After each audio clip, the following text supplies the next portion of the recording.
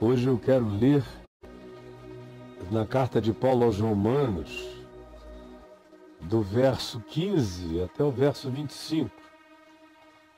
É Paulo falando da inextricabilidade, da impenetrabilidade de dimensões do próprio ser. Ele está falando do inconsciente humano, antes disso ser uma teoria psicanalítica. Ele está falando de pulsões, antes de que elas fossem uma constatação de natureza psicocientífica. Ele está falando de contradições, de manifestações, chamando-as pela primeira vez pelo nome. Não foram os filósofos gregos, nem os grandes pensadores daquele período, dos últimos 500 anos antes de Paulo existir, onde houve toda sorte de desenvolvimentos e de percepção, só não tinha havido ainda essa psicologia perene que atravessa os tempos e continua completamente pertinente e relativa, e assim o será enquanto a alma humana for alma humana. Ela só não é aplicável à inteligência artificial, mas aonde a inteligência for natural e aonde a psique for o resultado de uma formação que combina o fenômeno natural com o sopro divino na natureza humana, então essa palavra terá a sua pertinência e a sua total irrevogabilidade. Nós já tínhamos lido nos Salmos aquele pedido do salmista que rogava a Deus que o absolvesse das suas culpas e dos seus pecados ocultos.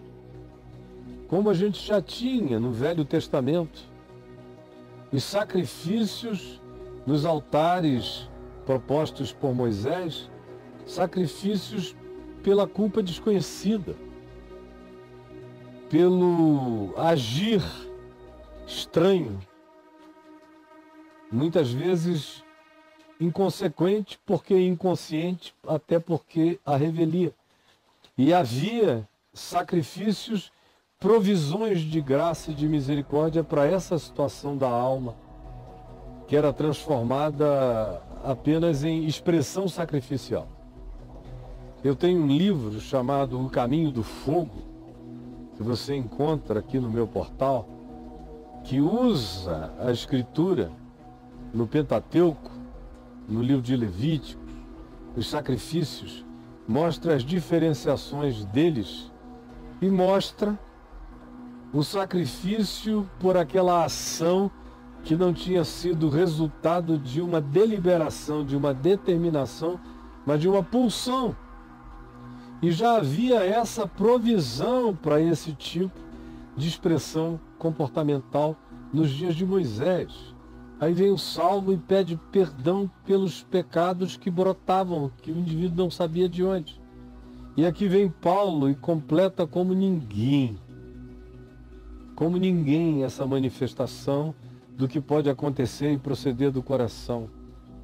Porque do coração procedem maus desígnios, como Jesus disse, do coração procedem as fontes da vida e também as fontes e os caminhos e as veredas de morte, como também do coração procedem segredos, que Paulo fala a respeito deles. Aqui em Romanos, no capítulo 2, ele fala do dia em que serão abertos os segredos dos corações humanos. Outra vez ele repete numa de suas cartas dizendo: então serão manifestos os segredos dos corações dos homens. E aquilo que está para além da compreensão imediata, da análise imediata e que prehabita o ser humano muitas vezes. É a mesma coisa que a gente encontra, por exemplo, na proibição de Jesus de separar o joio do trigo. O que é que está presente ali? Senão a inescrutabilidade do mistério humano e a incapacidade humana de penetrar nesses segredos, nesses recônditos mais íntimos da mente e da natureza humana.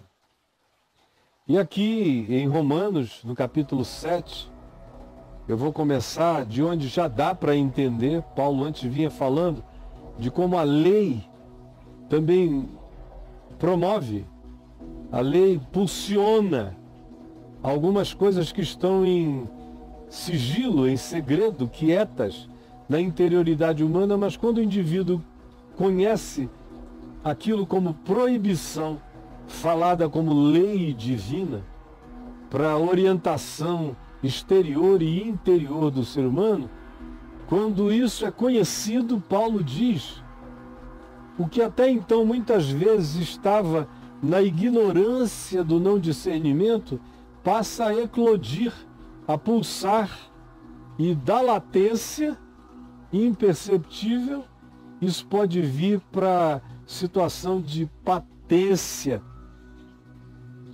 verificável, comportamentalmente percebível. E muitas vezes aquele que pratica não consegue entender de onde aquilo eclode, como aqueles ovos de serpente habitavam o ninho mais quieto do seu coração e ele não sabia. E aqui ele diz no verso 15, porque nem mesmo compreendo o meu próprio modo de agir. Ninguém, fora Jesus, jamais compreendeu completamente o seu próprio modo de agir. Nem mesmo Freud, que avançou tanto em algumas dessas percepções, mas ele mesmo não compreendia algumas das suas reações, algumas das suas pulsões, alguns dos seus ataques, algumas das suas crises, algumas das suas emoções incontroláveis, simplesmente se manifestavam.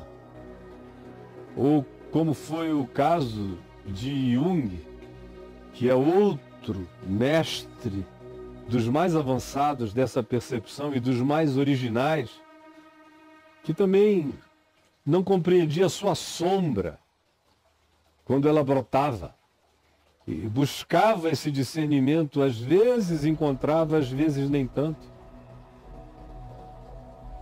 O próprio Søren Kierkegaard, no seu livro O Desespero Humano, ou em Conceito de Angústia, descreve esse estado de latência indesignável como a angústia indesignável, que frequentemente colocava o indivíduo num estado de comportamento que ele próprio não discernia, que decorria de uma pulsão que estava tão profunda dentro dele que ele não conseguia alcançar.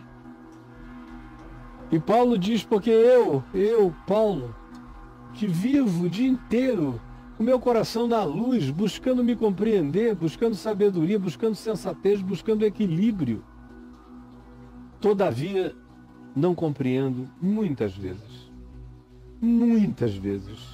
não entendo o meu próprio modo de agir, pois nem sempre eu faço o que eu prefiro. Eu sei o que eu quero, eu tenho consciência, eu tenho lucidez, eu tenho a compreensão do certo, do errado, do verdadeiro, do ambíguo e do falso. Na minha cabeça isso está presente, mas frequentemente eu me percebo já num processo de uma ação que se manifesta contra a minha consciência, contra a minha mente, contra a minha vontade, contra a minha própria determinação. E eu não compreendo o meu próprio modo de agir, pois nem sempre eu faço o que eu gosto, o que eu prefiro, o que eu aprovo. E não é toda hora, mas de vez em quando eu me apanho fazendo o que eu detesto. E quando eu vejo, já está feito. Quando eu vejo, é no máximo matéria para tristeza, arrependimento, dor e frustração pessoal, porque eu fui contra o que eu chamo de bom e de bem, eu fui contra o que eu prefiro. Ora, ele conclui, tem algum mecanismo em mim que transcende a capacidade volitiva de controle de tudo. Por mais que eu me dilate, por mais que eu controle tudo, eu sempre controlo no máximo quase tudo. Mas existem coisas que eu não gosto e que brotam dentro de mim.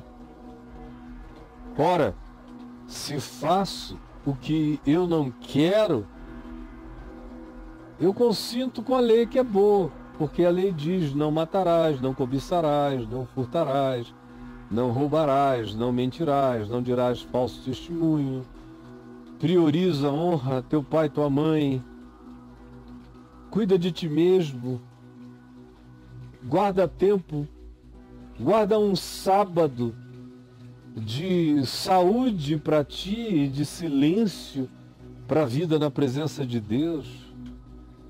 Não te reduzas a nenhum tipo de objeto de culto, a idolatria, porque tu ficas do tamanho daquilo que tu idolatras.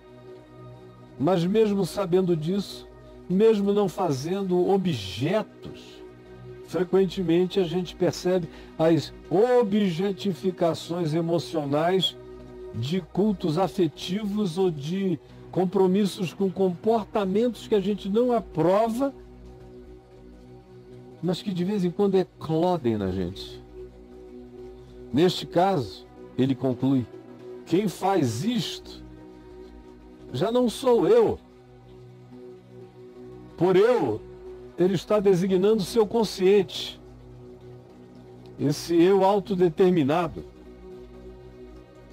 Ele está dizendo, nesse caso, não é o eu consciente e autodeterminado, com capacidade de deliberações. Ele reconhece uma pulsão abaixo do eu consciente. Ele reconhece um oceano indesignável, em movimentos estranhos, na escuridão do ser, e que existe abaixo da linha da terra firme.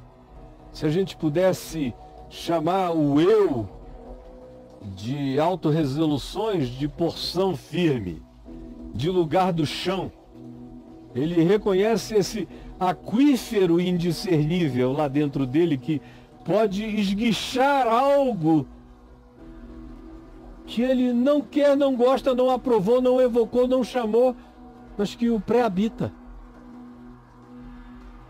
Neste caso, quem faz isso já não é o meu eu, mas algo que mais profundo, que ele chama de pecado que habita em mim.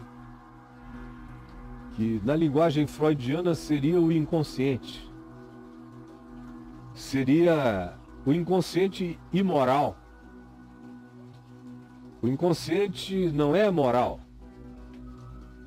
Ele é frequentemente, surpreendentemente, imoral e indecente. Frequentemente ele trabalha contra todas as camadas conscientes das nossas decisões e resoluções. Mas ele está ali com um poder de esguicho. E que Paulo chama de pecado que habita em mim. Que é esse poder que está para além da sua própria determinação, da sua volição, do seu consciente, da sua preferência, da sua aprovação. Ele diz, me habita algo profundo, que lateja e que habita dimensões impenetráveis para mim. E que para ele, como um hebreu, judeu, discípulo de Gamaliel, fariseu de fariseus, educado também na cultura greco-romana, ele não encontrava nenhuma expressão para melhor designar essa pulsão que brotava de um interior não esquadrinhável nele e por ele. Neste caso, quem faz isto já não é o meu eu consciente, mas a eclosão de algo que é tão estranho para mim, que é tão contra mim, que é tão contra a minha consciência, que é tão contra a minha vontade, que eu só posso chamar de pecado que habita em mim. Pecado, amartia, tortuosidade interior. Ele não está nem se referindo ao pecado deliberado, porque esse a gente pensa, imagina, conceitua, escolhe e pratica. Não. Ele está falando dessa coisa que nos é oculta, como Salmo. Ele está falando daquele sacrifício lá do Velho Testamento, pelo pecado pulsional. E que ele diz, essa coisa me habita. E por melhor que eu me desenvolva, eu descubro, aqui, ali e além, que realidades que transcendem muito a minha vontade têm seus promptings, suas subtezas inesperadas. Quando eu vejo, elas brotaram na camada do meu comportamento e eu as enxergo como uma involuntariedade perversa que habita meu ser mais profundo. Porque eu sei que em mim, isto é, na minha fisicalidade, na minha corporalidade, na minha capacidade e no meu potencial mental, cerebral, neural, psíquico, espiritual, nesse componente que nenhuma ciência conseguiu até hoje destrinchar por inteiro, e nem conseguirá, porque há elementos nela que transcendem aquilo que científica, psiquiátrica ou neurologicamente se possa apalpar ou terapêutica e psicanaliticamente se possa completamente compreender. Eu sei que eu não sei o que me habita. Porque com a minha mente eu concordo com o que é bom, mas em mim existem pulsões estranhas, acumulações que só Deus sabe de onde vêm. E que não raramente chegam à superfície da minha consciência como algo que me fere, porque é contra o que eu aprovo. Pois afinal, o que eu posso apenas dizer é que o querer o bem, querer fazer o que é bom, o que é certo. Eu sei o que é certo. Eu queria fazer o bem, eu quero fazer o bem. Isso está em mim. No meu eu superior, existe essa consciência, essa escolha. Eu quero isso. Mas não está em mim, muitas vezes, o poder de efetuar, de tornar efetivo o tempo todo, 100% do tempo, aquilo que eu aprovo. Porque eu não faço o bem que eu prefiro o tempo todo. Mas me encontro de vez em quando com o mal que eu não quero. E o encontro como prática, ação. Quando eu percebo, eu estendi a mão. Nem sempre o meu estender de mão é deliberado. Às vezes, quando eu vejo, já está estendida a mão. Ou já há um processo em ação. Ou já houve uma declaração que eu não consigo mais recolher. Ou já houve uma explosão emocional que quando eu vi já tinha se consumado. E que brotou de mim. Mas se eu faço o que eu não quero, sou eu que faço, porque o meu eu consciente tem que assumir a responsabilidade por quem eu sou, até no meu inconsciente. Não dá para eu camuflar as manifestações do meu inconsciente colocando a culpa no pecado que habita em mim. O meu eu que delibera, que sabe, que escolhe, continua a ser responsável mesmo quando eu identifico em mim a prática do fazer o que eu não quero e o que eu não gosto. Eu continuo a ser responsável, inclusive por aquilo que eu não compreendo e que se manifesta como pulsão ou compulsão, que se manifesta contra a deliberação lúcida das minhas escolhas. No entanto, se eu faço o que não quero, já não sou eu, esse eu consciente quem o faz, e sim o inconsciente, aqui designado como pecado que habita em mim. Mais uma vez, como esse eu inferior que existe para além das minhas determinações e que pode eventualmente explodir contra mim, pode se transformar num surto contra a minha escolha, meu desejo, minha vontade. Então, sendo isto assim, ao querer fazer o bem, e é o que eu quero,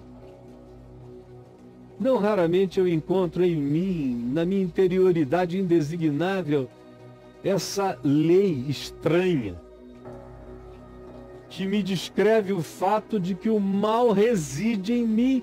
Eu sou habitado por algo que é contra a vida, que é contra a luz, que é contra o bem, que é contra a integridade do ser. E quem está dizendo isso é um dos homens mais íntegros no comportamento humano, na busca de se assemelhar a Jesus, de esquecer coisas que para trás ficam e prosseguir para aquelas que diante dele estavam, para se tornar alguém que cumpre o seu processo vocacional humano, que é se tornar semelhante ao Filho de Deus, a Jesus. Ele diz, no entanto, minha mente anda nessa direção, mas no caminho, na vereda, eu encontro a pulsão da contradição, dessa coisa torta que me habita, porque em todos nós habita a tortuosidade do ser e a inextricabilidade de qualquer que seja o possível discernimento que explique por inteiro por que gente com vontade tão nitidamente clara de realizar o bem se flagra na prática daquilo que abomina e que detesta. Então, querer fazer o bem, ao querer isso, eu encontro não raramente esse mal que reside em mim. Porque no tocante ao meu ser interior, a essa vontade consciente e lúcida de viver o melhor de Deus para mim, o melhor da vida para mim, a lei da vida que é boa, santa e justa. Ao querer isto, eu descubro que no meu homem interior, eu de fato, inegavelmente tenho prazer em Deus. Tenho prazer na lei da vida. Mas, paradoxalmente, ambivalentemente, vejo na minha corporalidade, vejo na manifestação desse mamífero, vejo nesse ser que veio das árvores da floresta, da predatoriedade, da guerra, da sobrevivência, da animalidade mais indizível que me pré-habita, vejo a manifestação disso ainda hoje. Vejo nos meus membros uma outra lei, a lei do bicho, a lei da fera, a lei da instintualidade completamente predadora, está aqui dentro de mim. Enquanto eu tenho prazer no sublime, eu encontro uma guerra contra a minha mente, contra a minha vontade, contra o meu desejo, que me faz prisioneiro dessa manifestação da lei do pecado que está no meu inconsciente, que me habita, que me reside, que se expressa pelo animal mamífero predador, mesmo quando a minha mente mais superior diz não. Mesmo assim, eu encontro esse centauro em mim. O homem e a besta me habitam. Ah, desventurado o homem que eu sou, esquizofrenizado, dividido, sofro dessa psicose básica, sou marcado por essa esquizofrenia primal. Há uma divisão, há uma ruptura, há uma intersecção que nem sempre tem ponte. Às vezes é só divisão interior mesmo, que me faz me sentir muitas vezes um ser desventurado, porque eu habito um corpo de morte. Eu tenho desejos sublimes, ao mesmo tempo instintos profundamente animais que residem e que habitam a minha corporalidade, a minha fisicalidade, o meu processo histórico. E essa é a minha angústia, essa é a minha desventura, essa é a minha tristeza com a minha incapacidade de ser uno, de ser um ente íntegro, total em Deus, porque eu não sou. No entanto, eu não fiquei sabendo disso para me destruir. Eu admito isto em mim para poder crescer contra o domínio do meu inconsciente sobre a minha consciência, sobre a minha deliberação. Não. Eu admito isto para que cada dia isto tenha menos poder em mim. Porque eu jamais exerceria nenhum poder sobre esses promptings do meu inconsciente até que em mim haja admissão dessa possibilidade. Sem que eu reconheça essa verdade, eu não ficarei liberto de nada. Por isso eu digo graças a Deus por Jesus, nosso Senhor, que, como diz o Salmo, conheceu a minha alma e não me desprezou. Pois ele levou sobre si os pecados de todos nós, os conscientes e os inconscientes. Levou sobre si nossas dores, iniquidades, contradições. Tomou sobre si o todo do meu ser, da nossa existência. Por isso Paulo diz, graças por Jesus, para quem toda a minha contradição encontrou o seu vórtice convergente. Ele absorveu tudo. Tudo que em mim é sem solução, nele está solucionado na cruz.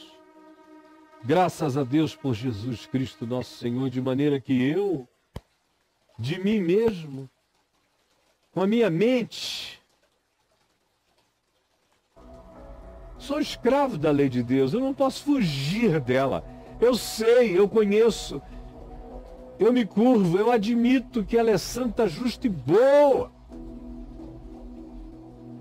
Que quem quer que ame e amasse de maneira absoluta, cumpriria a lei com naturalidade total, porque ela não propõe o ódio, ela propõe amor, compaixão, verdade, autopreservação, gratidão. a abolição da mentira, do furto, do engano, da cobiça, do adultério. Tudo isso que a lei propõe é justo, santo e bom. Qualquer um que ame o próximo como a si mesmo não pratica isso. E toda vez que eu pratico isso ou qualquer outras coisas, como até mesmo a cobiça aqui descrita, que é o mais subjetivo de todos os mandamentos, toda vez que eu pratico, eu estou com a minha mente concordando que a lei é boa, mas que existe uma maldade dentro de mim, que luta contra aquilo que eu chamo de lei da vida. E assim mesmo, suicida e perversamente, eu me insurjo contra ela. Graças a Deus, no entanto, por Jesus. De maneira que eu, de mim mesmo, com a minha mente, sou escravo da consciência do que é verdadeiro, mas, segundo a carne da lei do pecado, eu me manifesto frequentemente contra aquilo que eu não admito e não posso admitir. Será esse o meu destino? Viver a vida inteira essa angústia? Esse choque que a maioria dos que estão me vendo aqui experimentam de dia e de noite? Não só contra aquelas coisas deliberadas, mas aqueles sofrimentos das práticas das coisas que a gente não quer, não gosta e não delibera, e faz e depois sofre, se angustia, e nem sempre sabe como desfazer, e na maioria das vezes não sabe o que compreender. Aí Paulo, no entanto, ao descrever esse estado de ambivalência primal, ele prossegue e diz: agora, pois, por causa da cruz, por causa de Jesus, porque ele levou sobre si os pecados conscientes e inconscientes de nós todos. Porque essa é a pregação na qual ele diz: eu criei. Essa é a boa nova, de que a nossa não solução está solucionada em Jesus, para que, perdoados os nossos pecados e abolidas as nossas culpas conscientes e inconscientes, nós tenhamos a pacificação para crescermos cotidianamente na vitória daquilo que até então é uma pulsão incontrolável em nós. Agora, pois, já não há nenhuma condenação para os que estão em Cristo Jesus.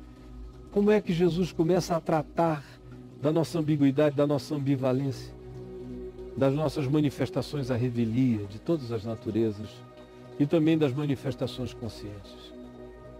Ele trata disso nos dizendo que a nossa não solução foi absorvida por ele na cruz. E a segunda coisa que ele faz é retirar de todo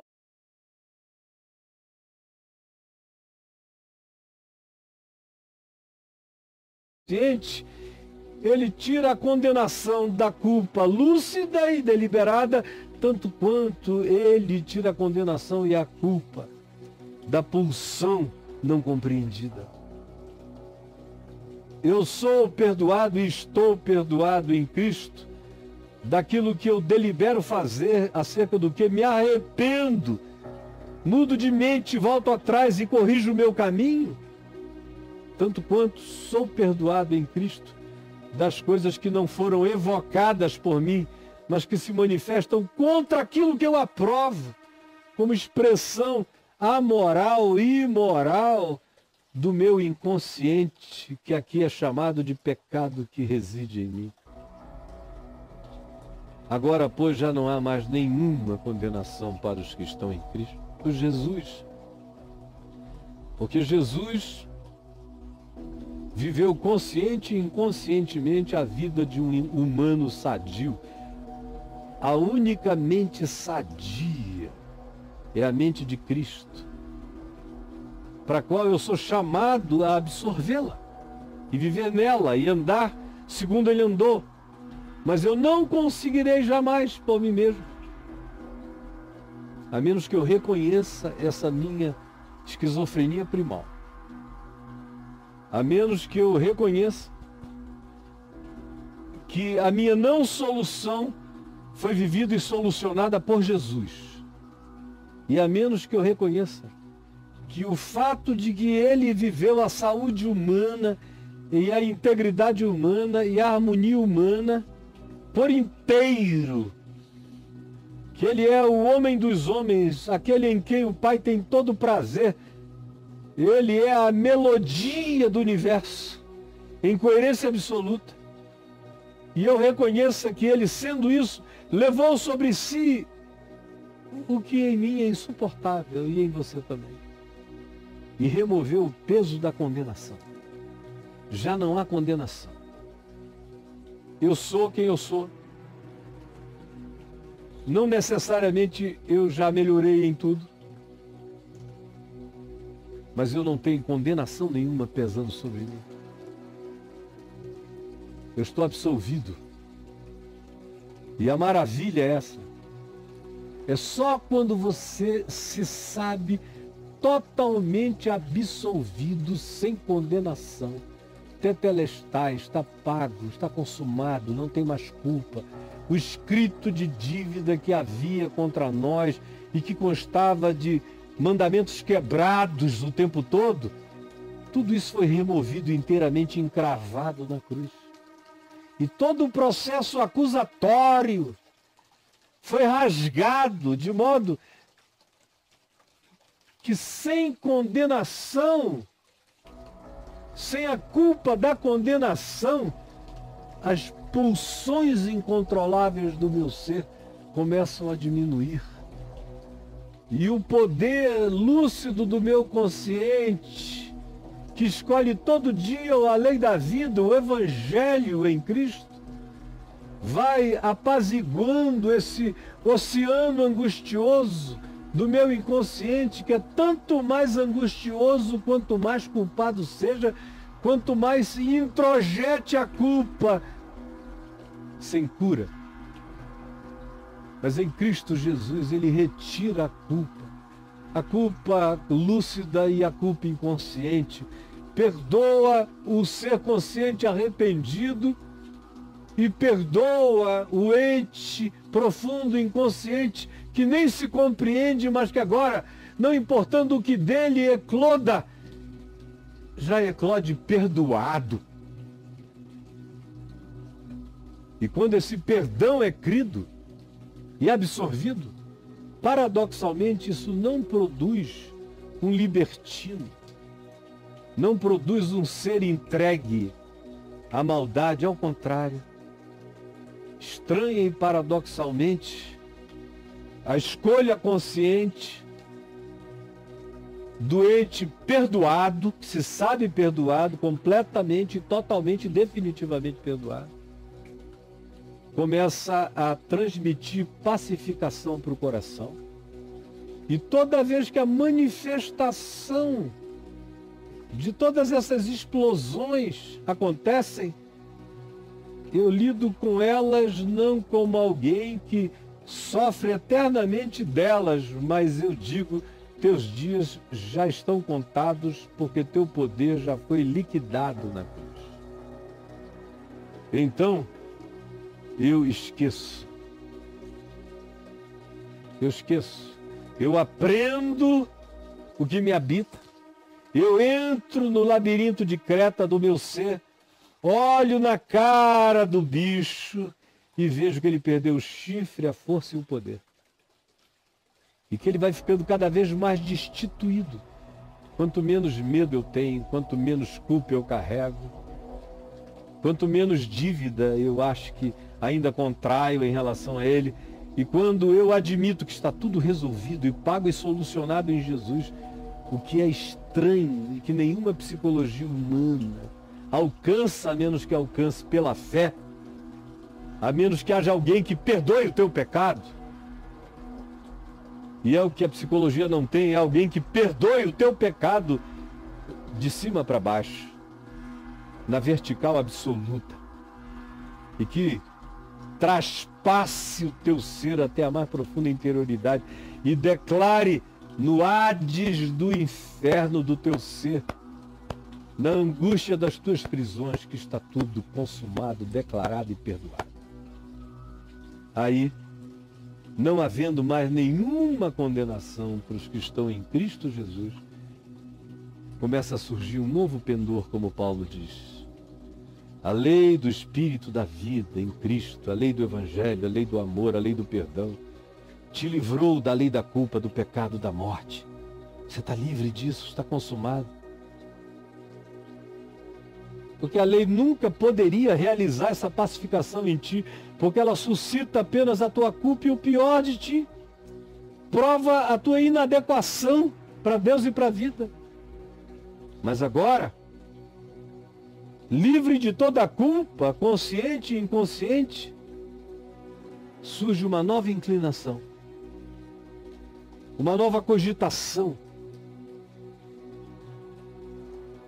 Surge sem nenhum constrangimento, um desejo certo de que não é um sacrifício inclinar-me na direção do que é bom, justo e verdadeiro. Não. Não há nenhuma penosidade. O que há é uma alegria privilegiada. E eu vou me inclinando dia a dia para o Espírito de Deus, para o Espírito de Cristo, para o Evangelho, para as coisas do Espírito, que são as coisas do amor, da alegria, da paz, da longanimidade, da bondade, da mansidão, da justiça, do domínio próprio. Vou me inclinando todo dia na direção do que o Evangelho chama de vida de Deus para o homem. Porque o pendor da minha carne, do mamífero, do animal, do Homo sapiens, dá para a morte, para o ódio, para a briga, para a competição, para a disputa. Mas quando o perdão me alcança e o medo se vai, e eu já não tento mais me auto-justificar pela força da minha mentirosa obediência, mas eu creio que Cristo obedeceu tudo por mim e que a minha não solução está nele solucionada, surge em mim esse pendor para o Espírito, pendor para a eternidade, pendor para o melhor de mim em mim, para o melhor de Deus em mim, para a minha melhor possibilidade humana. É por isso que se tem que dizer que quem existe privilegiando o animal, a carne, o mamífero, o predador, a raiva, o orgulho, a soberba, a arrogância desse predador pseudo-inteligente, esse pendor é inimigo de Deus, é inimigo da bondade de Deus, porque não se submete à lei do amor. É por isso que se diz que aqueles que vivem para satisfazer o apetite da carne, do orgulho, da guerra, do não perdão, da soberba, da arrogância. Os que estão na carne, isso é viver na carne, não podem agradar a Deus. Não dá para você agradar a Deus vivendo assim. No entanto, olhe para mim. Paulo diz, vós não estáis mais na carne. Vocês em Cristo transcendem o mamífero. Em Cristo vocês transcendem o mamífero. Vós, porém, não estáis na carne, mas sim no Espírito de Cristo, nas escolhas da vida eterna, nas escolhas do homem absoluto, que é Cristo Jesus, o Filho do homem. Se de fato o Espírito de Cristo, o Evangelho de Cristo, o consentimento de Cristo, o desejo de privilegiar a vontade de Cristo habita em vós, se é assim, vocês vão começar a experimentar um desenvolvimento e um poder, tanto sobre o pecado que se delibera, que já não se quererá mais deliberá-lo, como em relação à explosão do inconsciente, que muitas vezes nos destrói. Deixa eu te dizer uma coisa concluindo. O mundo inteiro o mundo inteiro obedece o inconsciente o tempo todo. Até aquelas que a gente pensa que são as nossas decisões mais conscientes, não são. Você coloca uma lógica funcional para explicar sua decisão supostamente consciente, mas que foi provocada a partir do pecado que te habita. A inveja, a raiva, o orgulho, a cobiça, a ingratidão, a posse do que não é seu, o roubo, o furto, o falso testemunho, as fake news, as fofocas que brotam, que destroem o mundo, que acabam com existências, que provocam guerras.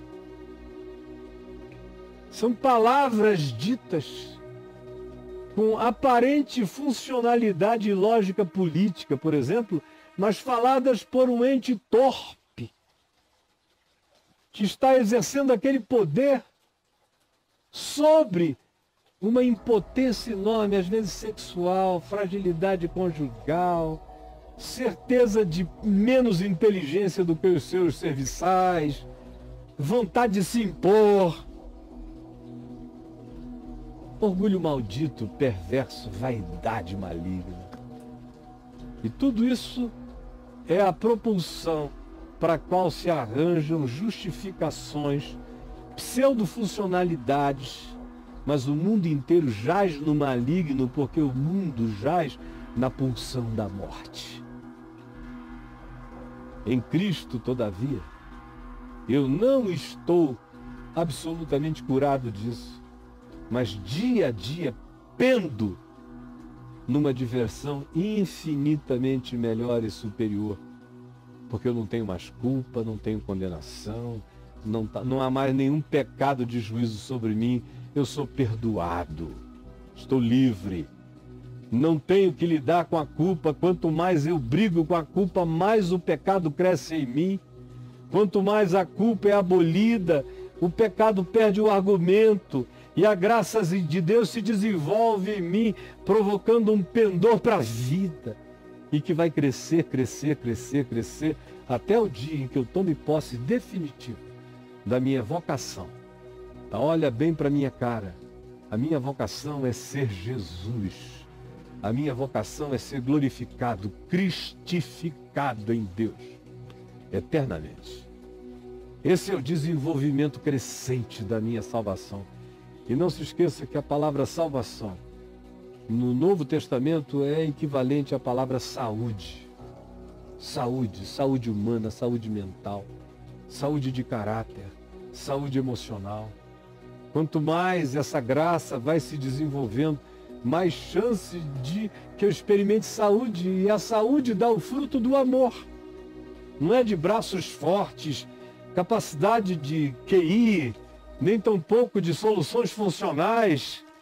Todas essas coisas que são boas e são parte da nossa saúde orgânica não valem nada se eu não for habitado pela saúde do amor, da compaixão, da misericórdia, da fidelidade, da verdade, da alegria e do domínio próprio. Coisas contra as quais não há lei. Senhor Jesus, ativa essa consciência em nós. Ativa essa consciência em nós. É o que eu te imploro agora. A tua palavra não podia ter sido mais nítida.